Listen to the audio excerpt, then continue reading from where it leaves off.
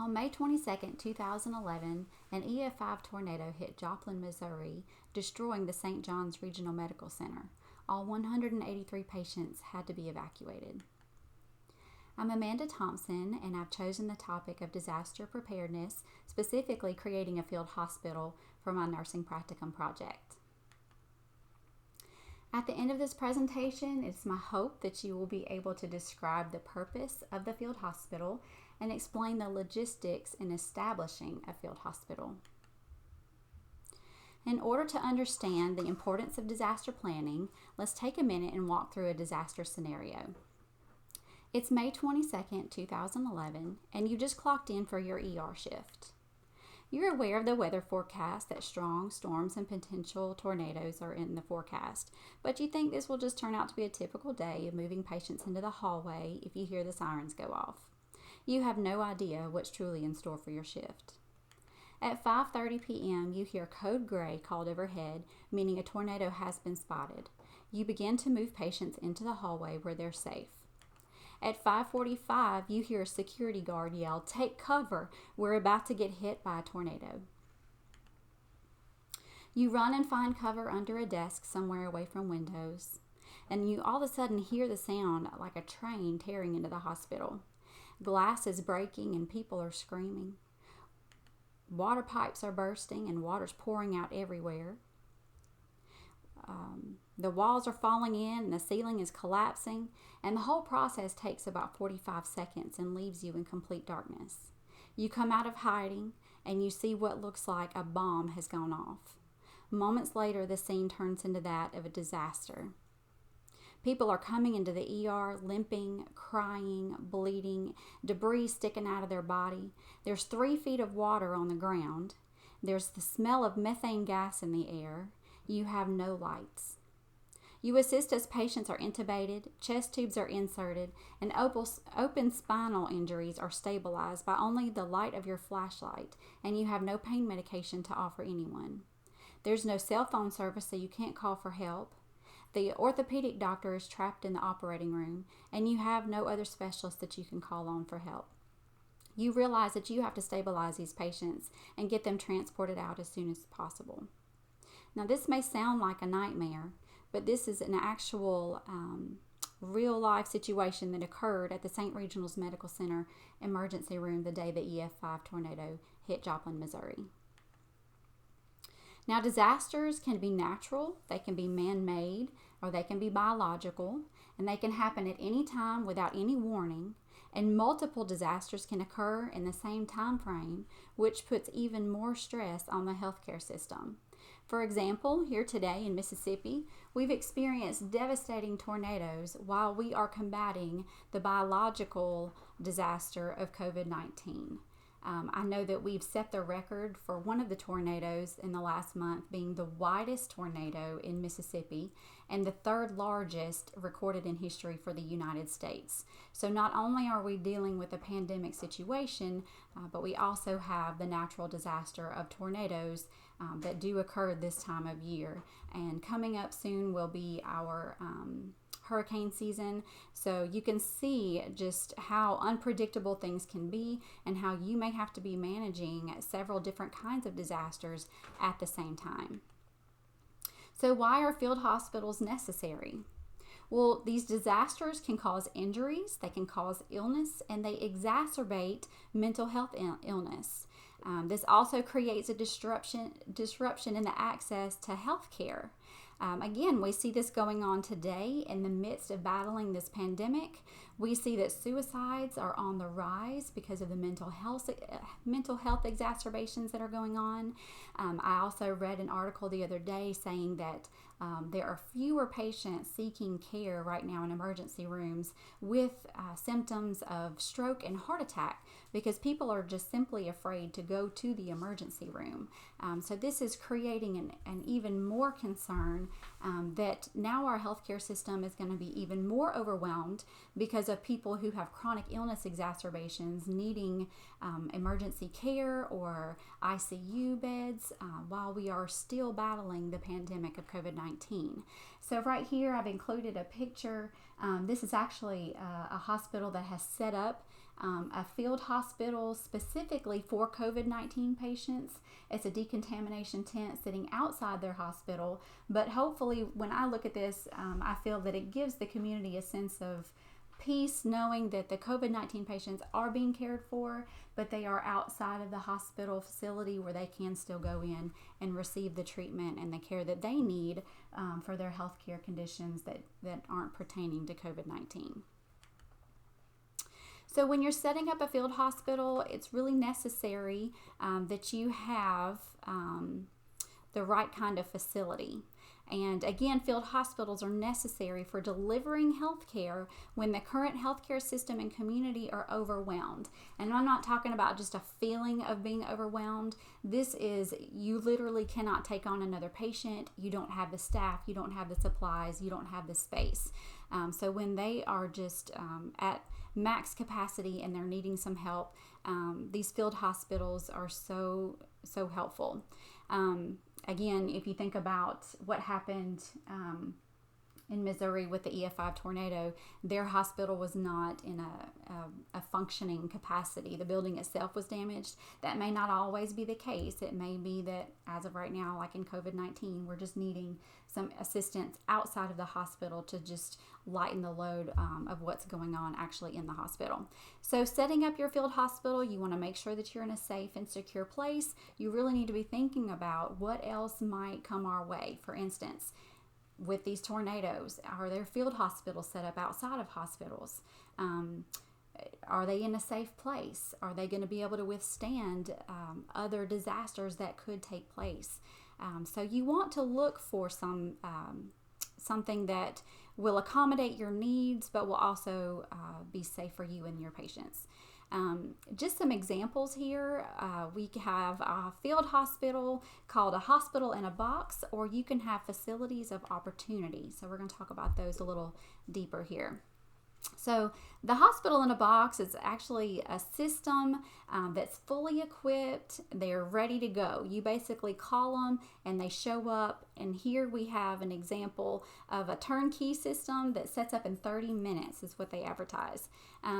They're stored in a 5 by 5 by 10 foot box, and they can be delivered to the area where mass casualties are, so that their goal is to reach those patients and to intervene as quickly as possible. So this may be an option for you when you're planning a field hospital. You know, are you going to need something that you can just bring in and set up right there ready to go? Another thing you can look at is your facilities of opportunity. Now, these are places that are convenient based on the size and the availability and the proximity to your medical center. You really want something as close as possible to your largest hospital. So examples of where you can set up a facility of opportunity could be veterinary hospitals. They actually really recommend veterinary hospitals because they're already set up like with an emergency room or an operating room. They already have equipment, x-ray, supplies. So they really like the thought of veterinary hospitals being a facility of opportunity. Another is convention centers, exhibition halls. You can use empty warehouses, even airport hangars, schools or hotels. And here is an example of a sports arena.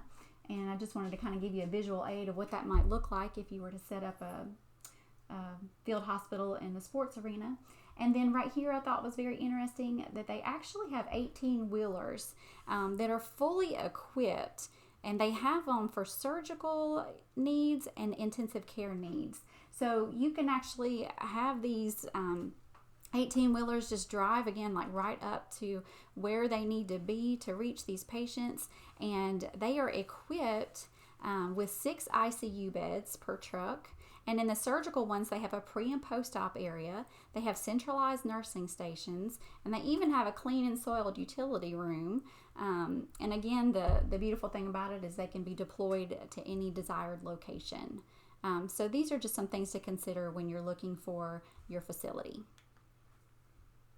Now, the World Health Organization states that hospitals should have a disaster plan that includes setting up a fully functioning field hospital of at least 10 beds, 1 operating room, and 1 basic lab. They also suggest we have mobile x-ray equipment, and all this needs to be set up within 24 hours of the disaster's occurrence. They also go into the need to consider what they call the three key attributes that are necessary for setting up a field hospital. And so we're going to look into each one of these. They really want us to have adequate security, sufficient resources, and logistics planning. So for security, it is very necessary to protect our patients. We want to protect their family members and our staff. So it may be necessary to work together with hospital security guards, local police, and even military personnel like the National Guard to ensure that your field hospital has proper security. So this security needs to be maintained for 24 hours a day, and this can be done, they recommend by standing personnel, so people actually patrolling on foot. We need people patrolling in their vehicles, and also to have a camera system set up. Another important point I want to make is that the fuel, the oxygen, and the nitrogen should be stored away from the field hospital, but their security still needs to be ensured. So it's not safe to have these things inside our field hospital next to our patients. They are necessary to have. So we need to make sure that we have a spot secured for those, and that they are being protected so that they will be available to us. All right, so sufficient resources. We're going to look at several different things. Now, when you're preparing for your field hospital, it's a good idea to go ahead and start stockpiling resources for your disaster. It's important to keep documentation and to track this equipment and this supplies. You need to keep this on hand at all times. So some resources that we need to stockpile could be ventilators and batteries. We want generators and fuel for those generators. We need all the equipment for oxygen delivery, even food and water. You may not consider those things, and of course, things that don't have a long shelf life, we can't stock and keep that supplied for very long. But we do need to consider where our food and water is going to come from. We need to have linens and vehicles for transportation, whether that be patients or whether that be supplies. We need to think about what kind of vehicles and how we're going to fuel those. PPEs, that's a big thing in the news today. So we need to make sure we've got our own stockpile of personal protective equipment and pharmaceutical supplies. And I'll just mention here that I read in several different locations that they recommend that you plan the same for any disaster. Not specifically just for one or the other, but if you will just follow these guidelines, they should prepare you for any type of disaster that does come your way. All right, make sure I hit everything on this slide. All right, so I'm just going to mention again that these resources need to be kept in a secure location. They need to be checked periodically, make sure that everything's in working order, and they need to be ready to go at all times if something does happen.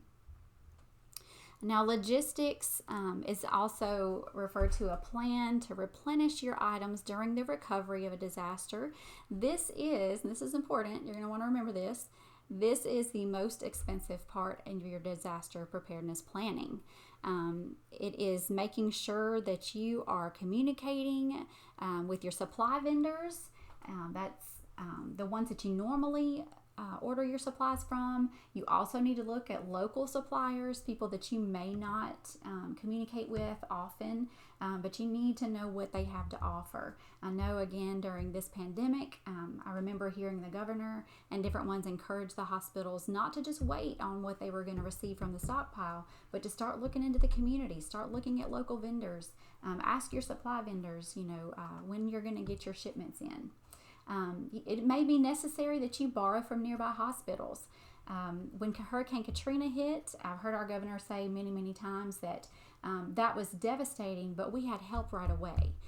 You had all the other states that were coming to our aid, and they brought supplies, and they brought personnel, and they brought everything that we needed to get through that time. But this is different. With COVID-19, it's worldwide. And it's affecting our whole nation very much so right now. So the other states don't have the stockpiles to give to our state. they're trying to get things for their own selves. So it's important to think about all these things when you're planning for your field hospital. But in the event that you do just have something that affects your location, it may be very necessary to go ahead and borrow from your nearby hospitals. And it's something good to plan for and to talk about before the disaster actually happens. You can have stockpile pharmaceuticals in wherever it is that you've decided, whether that's in your hospital or in another secure location where you're collecting these things. But you want to make sure that you've got the commonly used drugs like antibiotics, your bronchodilators, and your anticholinergics. Again, checking these often, looking at the expiration dates, and making sure that everything is where it should be when you need it. The stockpile supplies, again, you need to start with your own, but you may find that you've also got to look into your regional and your state stockpile or the national stockpile. Now that we've addressed field hospital facilities, we've talked about security, we've talked about resources in your logistics plan, we need to talk about how we're going to staff the field hospital. You are definitely going to need a plan for more staff. The Disaster Medical Assistance Team, or the DMAT, is a group of medical personnel who provide health care during a disaster. Now, this team is designed to have enough personnel, supplies, and equipment to last at least 72 hours. And what I think is really awesome about this group as well is that they actually have specialty teams. They have specialty DMAT teams. So depending on what you're dealing with in your disaster, they have specialists that know how to deal with crush injuries. They know how to deal with burns and mental health emergencies. So this is very, very good to know and to look into whenever you are planning your field hospital. Now this DMAT team is self-sufficient. Again, they're coming as a team, and you can see right here everything that they bring with them. So they've got their doctors, their nurses, their nurse practitioners, physician's assistants, pharmacists and their technicians, nurses' aides, there's the mental health specialist. Dentists are important. I know that was something new that I've learned through all of this. The environmental specialist and laboratory specialist are needed. We need to know what's going on in people's bodies. We need to draw blood.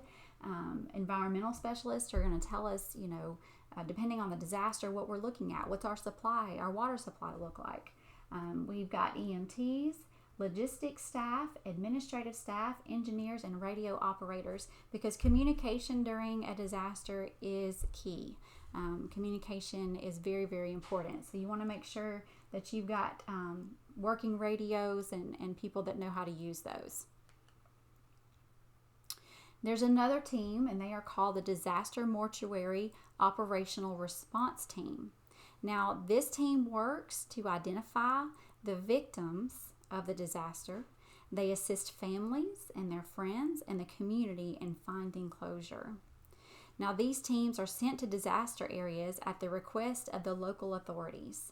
And this team consists of medical examiners, fingerprint specialists, funeral directors, pathologists, forensic odontologists, dental assistants, security specialists, and administrative specialists. So again, they're a fully functioning team that can come in and they can take care of this very sensitive area during your disaster. The International Medical Surgical Response Team, this is a very cool group right here. They are actually deployed by the Department of State's request when U.S. citizens are injured as a result of terrorism. So this is another disaster that we need to consider. This team typically consists of about 50 members, and they have equipment and supplies and pharmaceuticals to stabilize the patients and prepare them for transportation back to the United States. Now, within the United States, they can also deploy as supplemental assistance, so they are available if we are in the middle of a disaster here in the United States. They can be a supplement to us, or they can come and be a temporary replacement if we're just needing more staff. They're equipped to be self-sustained for 72 hours. They've got a general surgeon, a trauma surgeon, anesthesiologist, trauma nurses, EMTs, and logistics specialists. So just kind of in conclusion, to summarize everything that we've gone over, again, I really want you to just take away from here that the field hospitals are necessary for delivering that health care when the current healthcare system and the community are overwhelmed following a disaster. We've talked about field hospitals and what they require. They require a facility, first of all, and we talked about our options. You can have a ready-made system that deploys and comes and sets up, or you can find your own facility that's close to your hospital that would work for you. We want to make sure we have security. We've got to protect our patients, our family, and our staff. We need to have the resources, whether this is our stockpiled resources, and we also have to have that logistics plan to replenish our resources. So again, it's not enough to just have what we need right then. Who would have thought COVID-19 would come, and who would have thought that here, this far into it, we would still be having these issues. So definitely you need to be working on the resources and the logistics plan for that. And then personnel. We talked about the different teams that are out there that can come and assist us in our hour of need. Now, when I was planning for this, it killed me because I could not go into more detail just because of the time frame that we have. I didn't want to overwhelm you with so much information, but what I did do was include the resources that I came across. So hopefully you're interested in this topic. I hope that I've said something that has sparked your desire to know more about it. This first website here, this bluemed.com, is a company that will come and they'll set up the field hospital for you. They bring everybody with them. They have all your supplies.